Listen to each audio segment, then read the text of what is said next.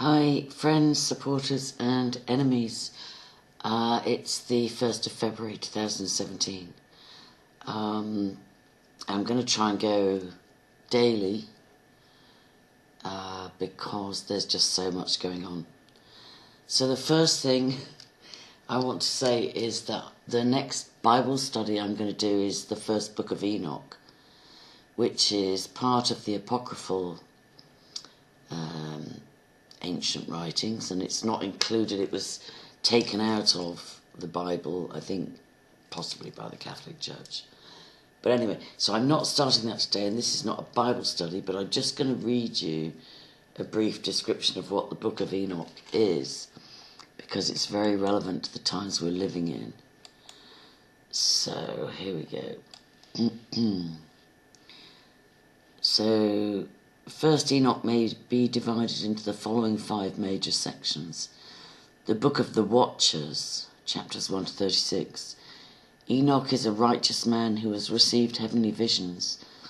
The book is a collection of revelations regarding divine judgment. It describes the rebellion of angels.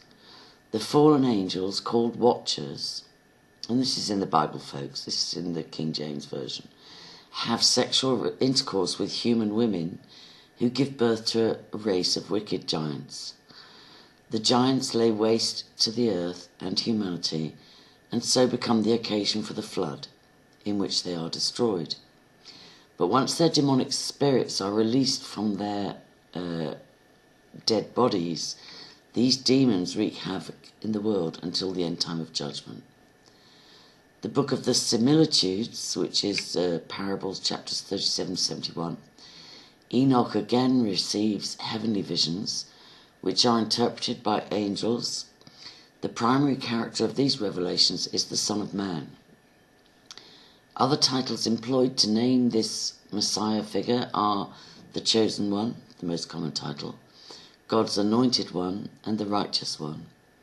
This heavenly being is God's agent for the final judgment and vindication of the righteous.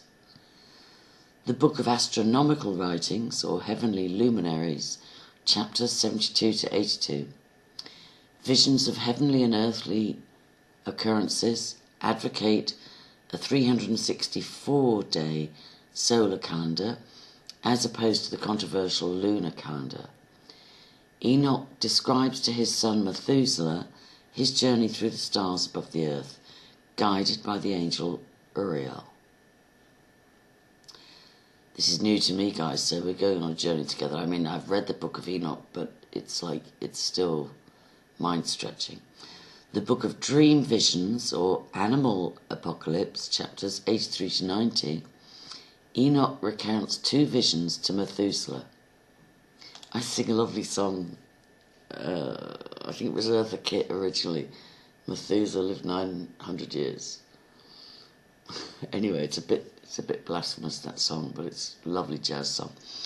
The first vision is of the sky falling and the earth undergoing cataclysmic disasters as a result. The second vision takes the form of an apocalyptic allegory describing the history of humanity from the creation of Adam to the final judgment. In it, humans are represented as animals and angels are represented as human beings. The apocalypse details the relationship of Jews with Gentiles and the end-time judgment. The Book of the Epistle of Enoch, chapters 91 to 107.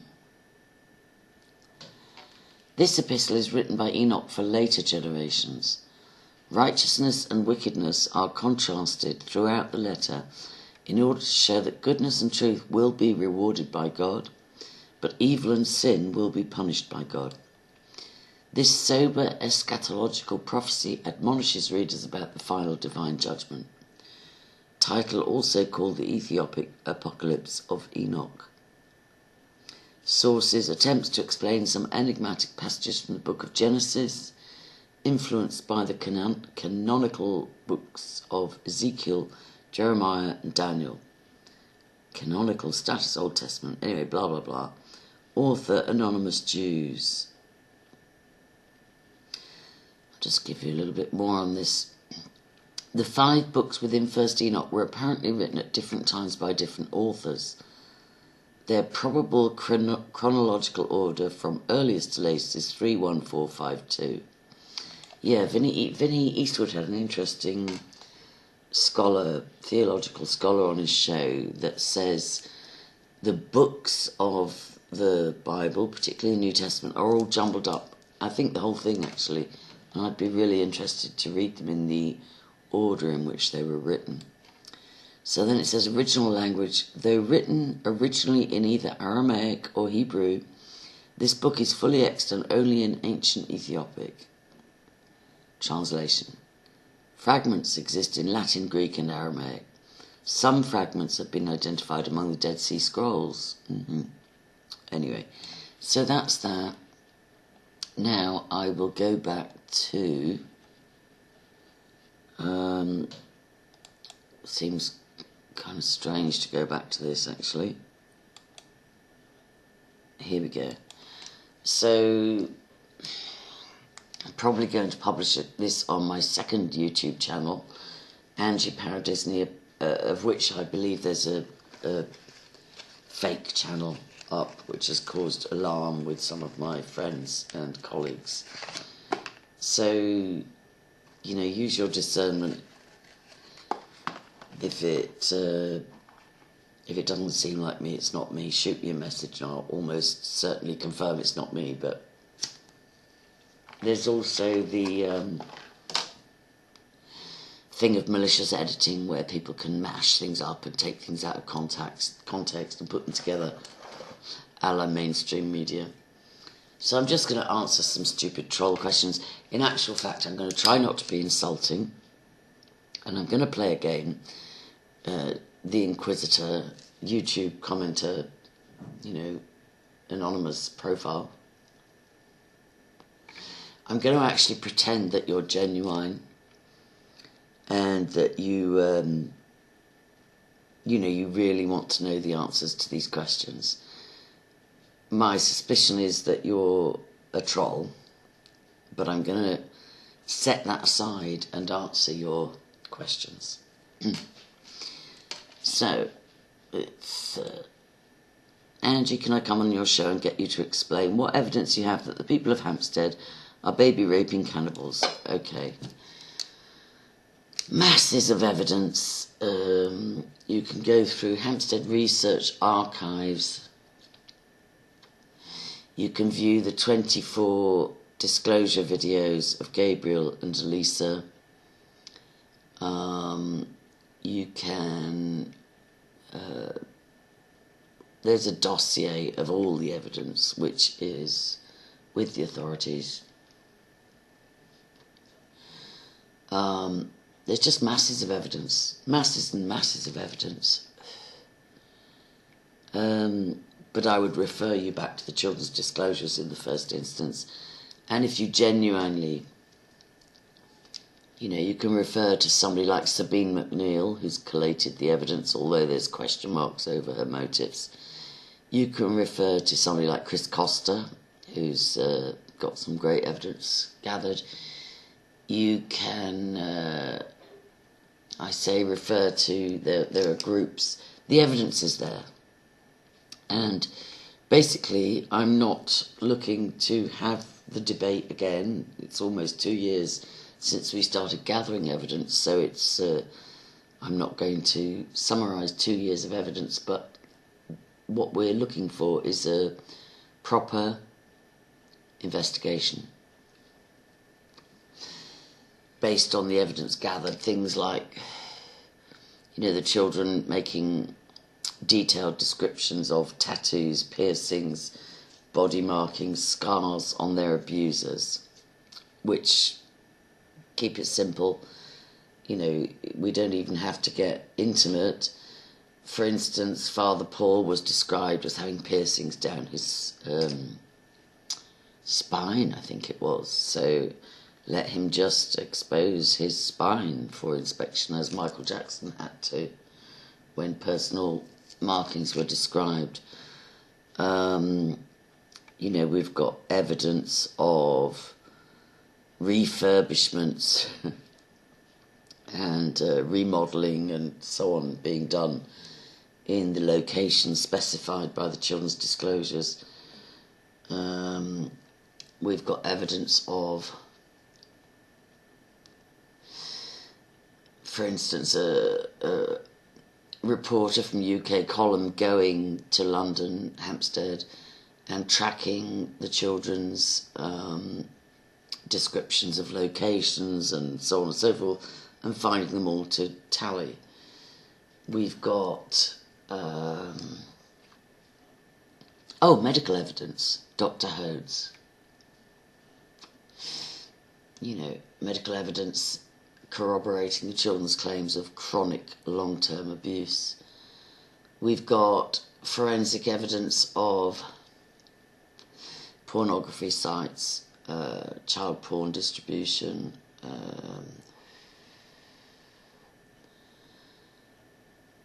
we've got there's mountains of evidence. So, like I said, I don't pretend to be a policeman. I just am a citizen, a survivor, somebody who believes the children, and one of millions calling for a proper investigation into the children's disclosures. Right. Why have you not passed on the video evidence you claim to have of Ella's alleged abuse to the police? I've explained this in a previous video. I am not communicating with the Metropolitan Police because they're so infiltrated and corrupted, sadly, that reporting to the police not only does not lead to an investigation, as we've seen over the past 2 years, it can actually lead to really malicious suppression and cover-up of the truth. I do, however, agree that the authorities need to be informed, and so MI6 have a dossier and have undertaken to look into the allegations thoroughly, and we're tracking that. So I think that answers that. Why do you think it's okay to rip off Kenyan orphanages? I haven't ripped off a Kenyan orphanage at all, and it's really laughable, it's the thing of projection. So if you report pedophilia, you'll be accused of pedophilia. If you report charity fraud, you'll be accused of charity fraud, and so on. It's a very transparent method. I've explained also in a video, and for those, I have 2 YouTube channels, Angela Power Disney and Angie Power Disney, which I'm going to upload this to. And I also have archives on CCN Media, which is Conscious Consumer Network, with whom I no longer broadcast, but my archives are there. I also have a website. I just need to upgrade security on this PC before I start actively populating my website going forward. So, so I've explained in great detail, and I do need to publish the book, which is a condensed version of, a condensed transcription of 7 years of interactions with the pastor and head of an orphanage in Kenya, which I supported for 7 years. I raised probably about 15,000 for that little school and orphanage. About 8.5 grand was with a fundraiser in my hometown of Oldcastle in Ireland. And the rest was I personally tithed before and after, and I stopped in July last year, mostly because I was disappointed with the way the guy was duped by trolls. Basically, they were trying to get him to smear me, and although there was no evidence to smear me, but he gave different figures to what I had evidence of and things like that. So no Kenyan orphanage was ripped off. In actual fact, it was, 15 grand's a drop in the ocean, but that's what myself and colleagues raised for that orphanage. And we took no salary. Our expenses ran at about 10-11%, which was I'd like to see Live Aid, Sports Aid, Comic Relief, or any of those other money laundering fronts even get close to 10 or 11% costs. Why you, by your own admission, were desperate to move to a country which doesn't have an extradition treaty with the UK or Ireland. By the way, Spain has extradition treaties with both. Duh. I'm not desperate at all. I travel to London, to England and Ireland quite regularly. I've got children and grandchildren. And I go on business. And hilariously, at first they said I was a hologram or it was photoshopping that I was there in August. And then Yanis Emmanuel comments under a video, this is footage from August. It's like, I thought you said I wasn't there. Anyway, I don't want to get into that. Let me just stay focused again. What that question says. Right, yeah. So if you look on Vimeo, Angela Power Disney Chasing Rainbows, you'll find a 1.5 hour DVD I made in 2008 or 9. And at the end of it, I talk about why I probably will end up in Spain. And then I looked at Estepona, San Pedro de Alcántara, places I've lived in the past, and they've gone a bit gangster. They've gone a bit Costa del Crime, Russian and Irish drug dealers going crazy. So the Lanzarote thing first came about because Ben Fellows stayed here about 7 months. And he said, although the mainland Spain has an extradition treaty with England, the Canary Islands don't really honour that. I don't have any criminal record, don't even have any penalty points on my driving licence, but I sadly have experience or first-hand observation of the corruption in the police and the UK judiciary. So many whistleblowers are targeted. They're either sectioned or arrested or passports confiscated on, absolutely manufactured grounds to silence them. So that's the answer to that. Why you, by your own admission, used to regularly and sadistically beat your own children with metal T-squares, garden rakes and bamboo sticks. Okay. It was a wooden part of a T-square and a bamboo stick, yes, at one point. What was the other thing? Rakes. Okay. I've also covered this, so just do your research, guys. I believe what the Bible says about, spare the rod and spoil the child. I believe in corporal punishment as long as it's not done in anger or loss of control. I raised my children mostly on my own. I've got 3 beautiful children alive and 2 in heaven. I split from my Disney husband when my boys were 3 and 6, and I never married my daughter's father. And I must say, actually, to correct something further down the line, my Disney husband is not known to be a pedophile. You've got your information inaccurate. So about 3 times a year, as my daughter, no, I don't think I ever used corporal punishment on her. She was born in Green Bay in Marin County in California, and I was into sort of child psychology. I was a licensed childcare provider, and I was really learning, having not been parented properly myself. I was really, they say we learn what we need, we teach what we need to learn. So I was really trying to learn what it is to be a parent. And with my daughter, I didn't use corporal punishment at all, I don't think. Hardly, maybe once in her life.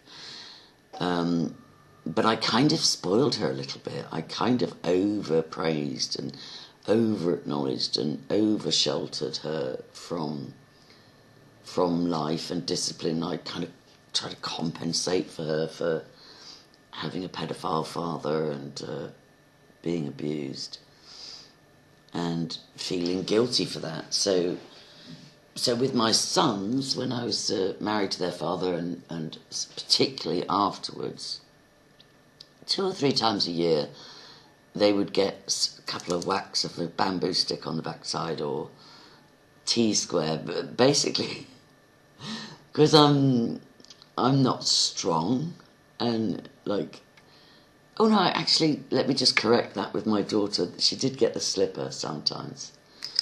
But it was all, my kids would almost always laugh at my attempts at corporal punishment because they were so ineffective. And that was why, like, because they would laugh and my corporal punishment was ineffective, that was why I would use a bamboo stick or a wooden part of a T-square 2 or 3 times a year. And, you know, it would be 2 or 3 smacks on the backside, without humiliation and just in pure discipline, like there's so far and no further. And the rest of the time, it was just that the possibility of that happening would let them gauge where their boundaries were and when they were going too far. And I remember particularly with my youngest, after he would get a corporal punishment, correction, whatever, he would be almost relieved. It would be, it's hard to describe, but it would almost be like this gratitude, like, thank you for grounding. I mean, children don't speak like this, but thank you for reminding me, that I'm acting out and that you love me enough to draw a line in the sand and say, that's not acceptable. And it was very painful for the boys. 3 and 6 they were when I split with their dad, so they did test the boundaries. They did it up. I take my hat off to all single parents, especially of sons. It's not easy. And I've said as well, oftentimes we don't learn fully until we get to be grandparents. I probably wouldn't do that again. Probably, possibly, but I don't regret at all that, my boys knew that every few months, if they kept pushing the envelope, there'd be consequences, and they wouldn't be dependent on my flailing mummy, hands. So that's the answer to that.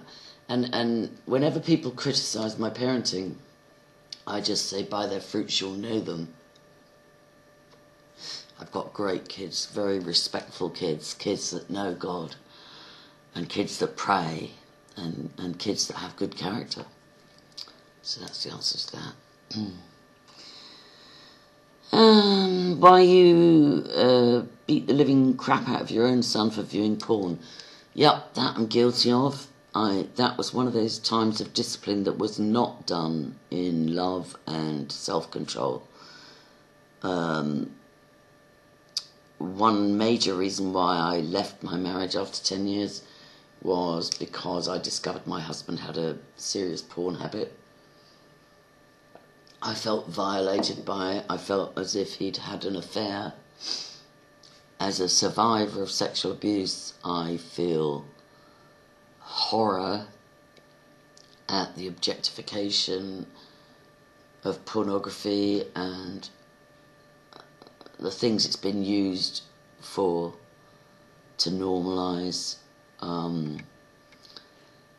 didn't realise my son had been abused in childhood at the time, and so his acting out in looking at porn in his teenage years, despite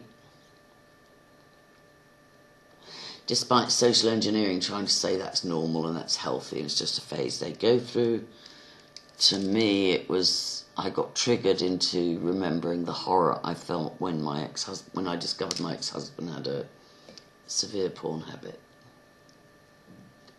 So yeah, I lost my temper with my son. I still didn't beat the crap out of him. He was bigger than me and stronger than me. Even at the time. But I did lose it, and I've apologised profoundly to him for that, and he's forgiven me. Why you regularly badmouth your own kids all over the internet. Josh and Jamie's hotel bills and Josh's rough sex problem, for instance. The hotel bills, yeah, again, I was wrong. They went to Florida on a shoestring for Jamie to have surgery, which again is something that was first of all denounced as a lie, and then when it suits, then I'm being quoted on it. And it turned out not to have been their fault. I thought they were being irresponsible. And they were being a bit flaky, like not following instructions. I was telling them, buy a €10 mobile each while you're there so that you're always in contact with each other. And move from this hotel to that hotel. And they were being teenagers. Well, Jamie was 18, Josh was 21. They were being young lads, and they were like doing about half of what I recommended they do. But the bottom line is I was wrong. The reason why they ran out of money was because the hotel was double charging on the credit card. So they would reserve the amount of money needed for the hotels when they booked in, and then they would take the same amount of money when they booked out, but the reserved money would take a week to come back in the account. So yeah, I was wrong there as well. The rough sex thing is something I should not have posted online. It was an issue that came up when Josh was 20 or something, and it was something for which we undertook family counselling to get to the bottom of, and he's with the same girlfriend, and they are wonderful and very much in love. And they went through, some issues. They went to family counselling, and they love each other very much. So that's basically really not your business, and I was wrong to have put that. I put that on a very specific video about, I think, borderline personality, and the trolls track everything I do online. So lesson learned there. Why you deliberately set out to get Jake Clark sectioned? Not at all. Then made out you were trying to get him released from the mental hospital. Right, I never set out to get Jake Clark sectioned. He, like myself and so many others, was being horrendously trolled, mainly by Hoaxdead Research, purportedly, a respectable blog and YouTube channel purportedly exposing hoaxes, but actually run by pedophiles and government agents and some people that are just foolishly conned. So Jake had a very adverse reaction to the trolling and decided to go and report it, which I encouraged him to do. I didn't suggest it, but I encouraged him to report it. And this is why, for the most part, it's not safe to deal with the Metropolitan Police, because in reporting it, he did all the right things. He went to his GP. He said, I'm experiencing depression and anxiety because of this cyberbullying and cyber terrorism and trolling and malicious videos and so on. And he also naively accepted an invitation from DC Paul Spears to go and have a chat, and he naively accepted an invitation to have a psych evaluation, and they just reeled him in. The shame is not on Jake or me. The shame is on the mental health services, the corrupt parts of it, and the Metropolitan Police, the corrupt parts of it, who just reeled him in by him righteously reporting reasonable distress at being cyberbullied. They turned that into that he was mentally unwell. And this is a classic tool used to silence whistleblowers. If you just do your own research on that. look up how many people report paedophilia and then get sectioned and declared mentally unfit to discredit their report. It's disgraceful, absolutely. Look at Susan Kellner Johnston, look her up. You know, Jake Clark, there's so many. The two main tactics that the corrupt police and mental health services use to silence whistleblowers is either to imprison them, frame them and imprison them, or section them and discredit them. So, that's that.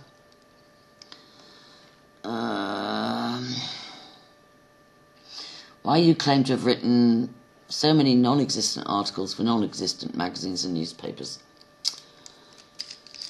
I've got in Ireland, I think it is, a lot of my historical journalism articles, but I haven't yet gathered them up. But I'll for anybody that really does proper research, I'll trot some of them out again. So I published poetry in a book called, I think it's Angels of the Heart. I've still got some documentation to do with that.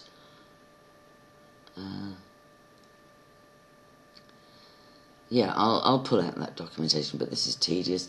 I published in Dublin magazine, I think the editor's name was Finbar, that was probably around 84, published a short story in there called Games Across the Water. I published in the Cork Examiner, beloved Yohel's son becomes bishop in Rome.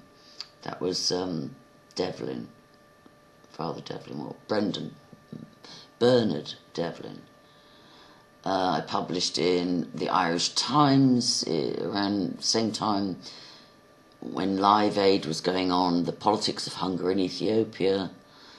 Maurice Sweeney was the features editor, and he was also, I was doing postgrad studies under him in sub-editing and design, and he's the one that sent me along to the Irish Times editor, who did a half-page article that I wrote and editorial comment on it too. Politics of Hunger in Ethiopia by Angie Power. I was not married to Paul Disney at that time. I published in Irish Tatler, which was known as It magazine. I published in a magazine in Ireland called She, I think it was called. I published in the Meath Chronicle, Anglo Cell. I don't need to prove myself to you, but there you go. You know. Whatever. Why you started frantically deleting all your Rupert Quaintance interview videos right after you'd grassed him up to the police in order to get... Oh, this is a bit rude, excuse me, people. In order to get back at him for refusing to fuck you. I have reverted all the interviews with Rupert to private on my YouTube out of consideration for his choice to try and play nicely with the malicious arrest that he suffered, with no charges preferred for 3 months, and then charges of harassment and conspiracy to incite violence and ongoing adjournments. There's a superb video just been put up by Vinnie Eastwood appealing for people to contact Rupert's congressman in Washington about this outrage. But, you know, if Jake or Rupert or anybody says to me, I haven't got the courage right now to front this out, I'm going to try and do what they say, then of course I'm going to comply. I'm not here to make anybody anxious or, you know. So, yes, I put those videos to private. I'm very clear that they've all been downloaded anyway. And I'm very clear that at some point in the future, when this debacle, this illegal, outrageous cover-up activity has been exposed for what it is, of course they'll go back up as public. And I didn't grass Rupert up to anybody, and the very opposite of wanting to be effed by anybody, I've been celibate since my daughter was 19 and she's 30. So I've been celibate for 11 years. I'm a Christian. and 11 proposals of marriage and 3 engagements, 2 divorces, and a lot of chaotic relationships, I'm very clear that I'll either stay on my own or I'll get married again. So the boundaries were very clear with Rupert and I. We came together professionally, and there was no blurring of the boundaries whatsoever, despite the best efforts of the trolls to infer that there were.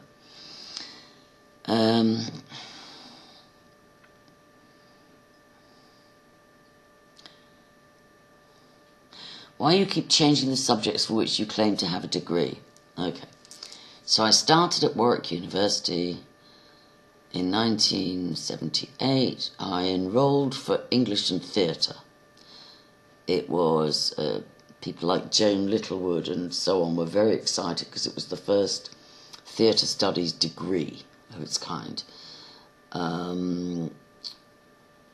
And I think I did subsidiary, you do majors and minors. I did English and theatre, and then there was sort of secondary courses in European novel, so on like that. So at the end of first year, during which I also did 22 plays and 2 films, I was recruited by a professor who just got funding to do American literature. So he approached me and said, I've just got funding to do an amazing new course. Would you consider switching over to it? Would you consider dropping one of your 2 majors, English and theatre? And although I'd really loved doing all the acting and what have you, performing, rehearsing, writing, but the theatre degree was a bit less, it was a bit more theory and a bit less practice than I wanted. To me, it was going to turn out dramaturgs or like theoretical experts, as it did indeed. Rose Derwent-Fenton, somebody I was there with, went on to create the London International Festival of Theatre. I think she was made an MBE for it. Benedict Lawrence Gibson went on to be the director of the London Film School, which was great. But I loved acting. I didn't want to be a theatre critic or expert. I wanted to act. So I agreed and I switched to English and American literature, for which I got a very high 2:1 Bachelor of Arts honours degree. And if you want to be boring, I've done this too in many videos, but if you want to be boring, I can, here we go, University of Warwick, graduation. Some of my other, I don't know if I'm looking at text while I show that. Some of my other colleagues were Psyche Kennett, who works for the United Nations now. So many of us were recruited for the United Nations. The University of Warwick was I didn't realise it, but it was a centre of excellence for social engineering. Dave Chumley, also I believe working for the United Nations now. Tom Pickard was poet in residence in my first year. Howard Brenton was playwright in residence in my second year.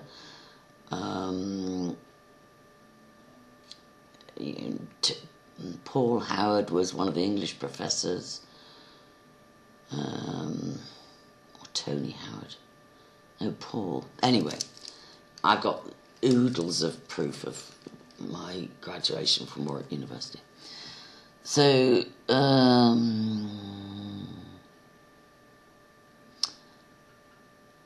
how you managed to meet the famous George Michael several years before Wham had released their first record. I never particularly liked Wham, and I never particularly crushed on George Michael or any of those guys. I just happened to be a governess to members of the Saudi royal family at the time. I think it was around that time. And I worked in Knightsbridge and Chelsea and lived in Bayswater. So I used to cut through Hyde Park regularly. I used to ride my bike through there to go to work. And there's a cafe called the Serpentine Cafe halfway through.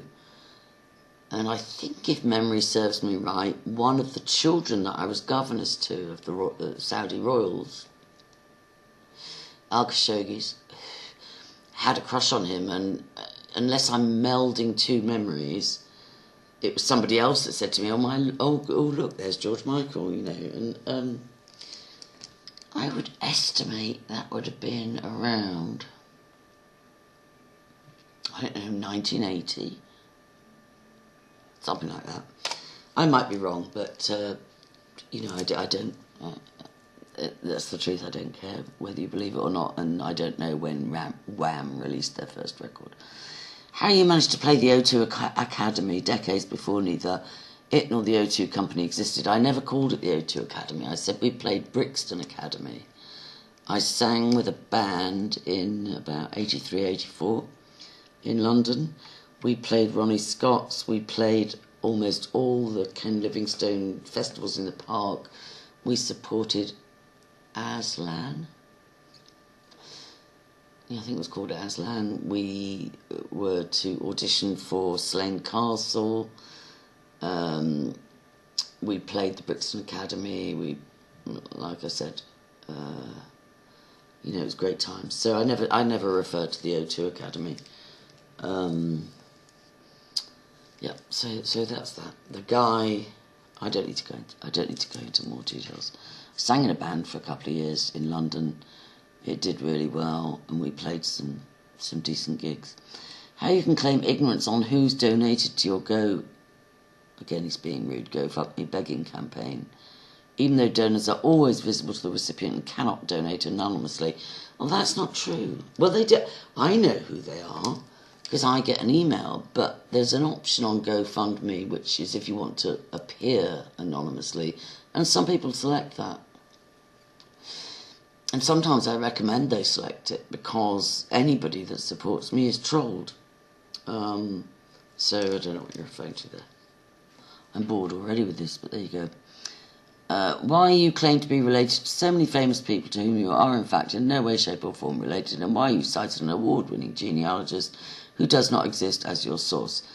Okay, that's a load of bollocks. Just go to my Facebook page, Angela Power Disney, go to notes and find a 4-part writing called Poetry in Motion, P-O-E-R, which is one of the spellings of my family name Power, and is written by Frances Mary Power, and, you know, you'll find all the details there. Why you claim to have attended Warwick University, even though you apparently don't know what city it's in. Okay, I know very clearly Warwick University. I actually, for the first 2 years, rented a beautiful farmer's cottage in a terrace of farmer's cottages about a mile away in Kenilworth. It's the graduation was at Coventry Cathedral.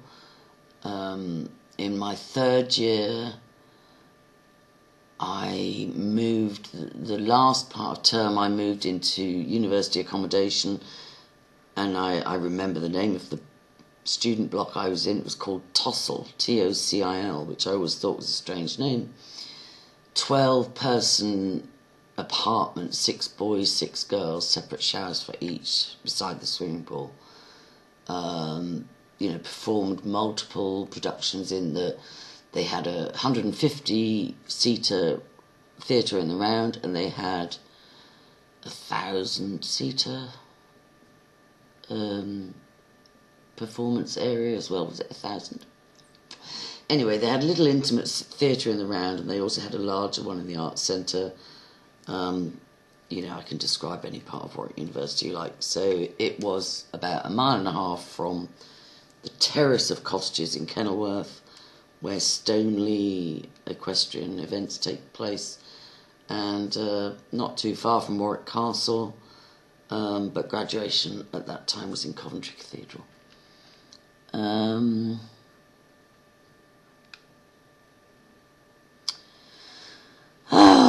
this is just so ongoingly boring. I might have to do this in 2 parts.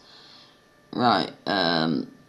Why you claim to have written a play upon which, according to you, the Good Will Hunting film is based, even though your name does not appear on the official credits. I know. And even though the plot and characters of Good Will Hunting bear no resemblance whatsoever to said play. Well, said play toured Europe as The Genius by Howard Brenton, who had been playwright in residence at Warwick University, I think it was 1979, and wrote the original script in a writing group where 2 promising students were included. Myself was one of them. Plus an English professor, Tony Howard I think his name was. I think he went on to manage the Barbican, and Howard Brenton. Howard Brenton then refined the script and toured it around Europe as The Genius, and gave no credit to anybody but himself, and then it morphed into Good Will Hunting. But we got no, just as he didn't give us any credit for co-writing at university, neither did the producers of Good Will Hunting credit him for the overwhelming similarities. So there we go. Why you claimed not to have worked for over 30 years while simultaneously claiming to have done a range of jobs during that same time. Well, I kind of did take maternity leave for 30 years, which is the age of my daughter, but not completely. For instance, the first 3 years of her life, I ran a daycare centre in Marin County called European Daycare, for which I was licensed, and during which time I took many courses as well to, as I say, teach what I needed to learn.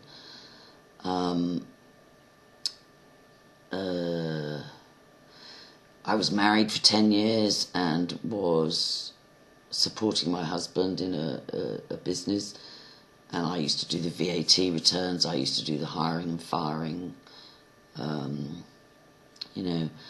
I've done voluntary work always, because particularly when I left my marriage in 2001, both my boys were diagnosed with special needs and I received carers allowance, but I felt guilty having the level of education I did and not giving something back. So I always did voluntary work. I published book reviews or PR stuff. I volunteered, I ran that Kenya Project charity. I was on the Parents Association, the Residents Association, that kind of stuff. So I think that answers that question. How you managed to hold a title at Warwick University that does not and never has existed. Right, well, I was Vice President of the Students' Union, during which time we occupied the Senate House for 11 days, and that action spread across the UK, and several universities occupied the administration buildings in protest at one of Maggie Thatcher's laws saying that foreign students would no longer be subsidised in their education, and the only concession we managed to win was that those foreign students that had already started their degrees with subsidy would be allowed to complete them. And I was kind of engineered into leading that occupation of Senate. I remember being very surprised when I was elected Vice President of the Students' Union, and then very shocked when the scheduled vote whether to occupy Senate or not was taken. The chairperson or the president of the Students' Union was not present. He didn't turn up, so I had to take the vote, and the vote was overwhelmingly in favour of occupation. And so I led all these students with flags to occupy the Senate House. And if you're any way of a decent researcher, which thus far you're not showing up as, you'll see that happened. And it was covered by the mainstream media quite a lot. Why you gave out the address of your ex-friend in Brixton, pretended it was yours, and invited people to send abusive mail to it. Not at all. The address I gave out is my sister and I were both on a lease on a house in London after I'd campaigned because there were 50,000 houses owned by the council, very corrupt council, Lambeth, boarded up, supposedly unfit for occupation. This was in the late 70s, early 80s. I led a campaign that single homeless people should be allowed to occupy boarded up properties in return for making, small improvements as they went, and occupying them was better than leaving them to just rot. So in an attempt to silence me, because I was getting front page coverage on newspapers like the South London Press and so on, and delivered a petition to Lambeth Council and led a march and all the rest of it, like we did back in those days. They very quickly housed myself and my sister to try and shut me up, basically. And the way that went was, it was my sister's boyfriend, who was the lead singer-songwriter in the band I was in. He when we would have a big gig, as in when we were going to audition with Lord Mount Charles for Slane Castle, just for a supporting role, I messed up that audition by forgetting the microphones, and he gave me a hiding. And so I never did fully move into that house with my sister. But absolutely my name was on the lease. And was only removed illegally by her because she works for Lambeth Council. She took a year to get rid of him after he beat me up. So I didn't feel safe to go and live there. Let me see where else.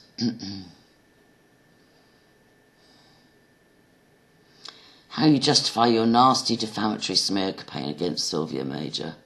Just Google Holly Gregg testimony. I don't even want to talk about that woman. Why you keep posting obviously fake photos of London and Oldcastle in order to pretend you've left Spain when you haven't? Now this is hilarious. So I went to London and Oldcastle in August, and I went again in December. And in August they said it was all photoshopped and hologrammed and everything. But then Yanis Emanuel later says, oh, this picture's of her at Belinda's in August. So it's like, make your minds up, When I was there in August, there was a protest outside Parliament. The other people that were there were people like Belinda Mackenzie, Jotley Rebel, Julian Coulter. It was a poor turnout. Mary Rooney, Tony Griffiths. And to absolutely refute that, a person called, on Mackenzie's Angels YouTube channel, you can find a video of me sitting outside Holborn Police Station with a placard round my neck saying "Free Sabine McNeill," and giving a very in-depth interview. With Rupert was there as well, Nilu, again Mary Rooney, Belinda Mackenzie, different people were there. We engaged with a policeman at quite some length, who you can also identify as coming from Holborn Police Station. And so there's your irrefutable evidence. Go to Mackenzie's Angels, not Mackenzie's Devils, and look for the video from August last summer. And then also Yanis Emanuel's inaccurate comment about this is Belinda's house. No, it wasn't. Absolutely it wasn't. And how do you know what Belinda's house looks like anyway? But it wasn't Belinda's at all. I did stay a couple of days at Belinda's, but the video he was referring to was not there. How else could I prove I was... I left photographs of Gatwick Airport with the Christmas trees, Winter Wonderland on Park Lane, Hyde Park Corner. I mean, what more proof do you want? Just silliness there. Why you faked your attendance at a London child abuse rally using photos of the Dublin fuel bill march. No, that was just... No, I cleared that one up. I was at the London child abuse rally. I did post the next day a picture of the Dublin fuel bill march saying, this is how it's done, because I was so disgusted at the poor out in London, turnout in London. Why you regularly speak inaccurately about videos it's clear you haven't viewed, and articles that you clearly haven't read. Well, bollocks. Why you bemoan the mainstream media most of the time but are happy to cite them when it suits your agenda. See, sometimes they tell the truth. Not often, but they do sometimes. Why you think it's okay to post illegal child porn to your Facebook page, which I don't, I've never, which you've done on more than one occasion. Not true. Why you continue to use the fake name Disney, apparently in honour of your pedophile ex-husband who you claim raped you. Now that's bullshit, and that's dangerous bullshit. I can once again... Where's my passport? Here it is. Right, so I've clarified that already. My ex-husband was not a pedophile. The father of my first child is. I clearly didn't know that. Here's my passport. Angela Power Disney. Also, I could show... I don't know if I'm getting that. Anyway, I should have hidden the... whatever, we can have identity theft there, but I've given up caring about details. I'll also get my driver's licence. I really apologise to those people who repeatedly advised me to ignore the trolls, and I think you might be right, but I'm making this for the few that have gotten alarmed or sucked in by this smear campaign. Again, I can't be bothered to hide things that could cause identity theft, but there's my driver's licence, Angela Power Disney.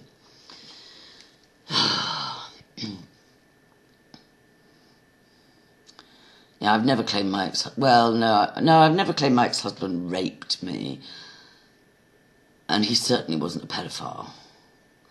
I did submit to sexual relations in the last 2 or 3 months of marriage, which would be considered marital rape if I wanted to go down that road, but I'm willing to take responsibility for what I complied with in my woundedness.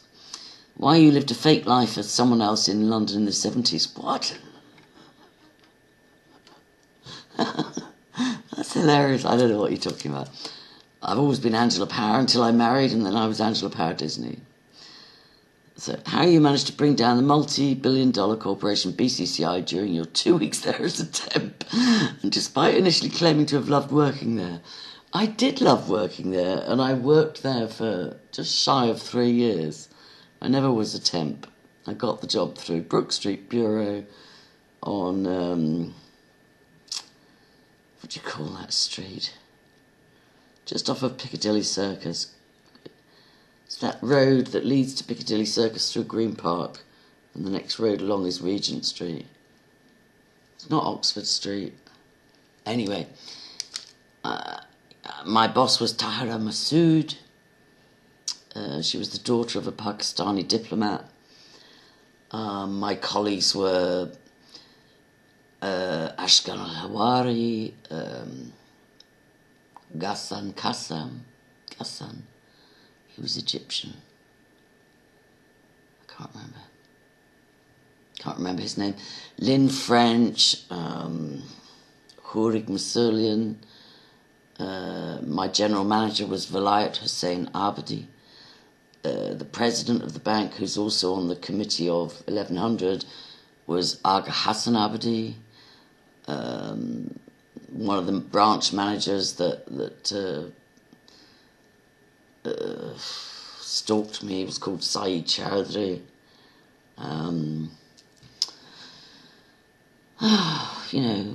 So many BCCI memories. I worked there for almost 3 years.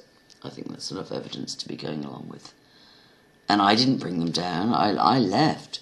I left because of the corruption, Why you've backtracked on your glowing sycophantic comments about Jimmy Savile. When he died, I did not. Like so many others, I didn't know. And, I posted a photograph of presenting him with a cheque for funds my sister and I raised for Stoke Mandeville Hospital. Of course, I backtracked. The guy was a bastard, a dirty, stinking, Luciferian pimp predator for the elite. Why you suddenly invented abuse allegations about your parents the second they informed you they were cutting you out of their will. well, that's not true. And if again, I refer you back to my DVD from 2008-2009, Chasing Rainbows on Vimeo,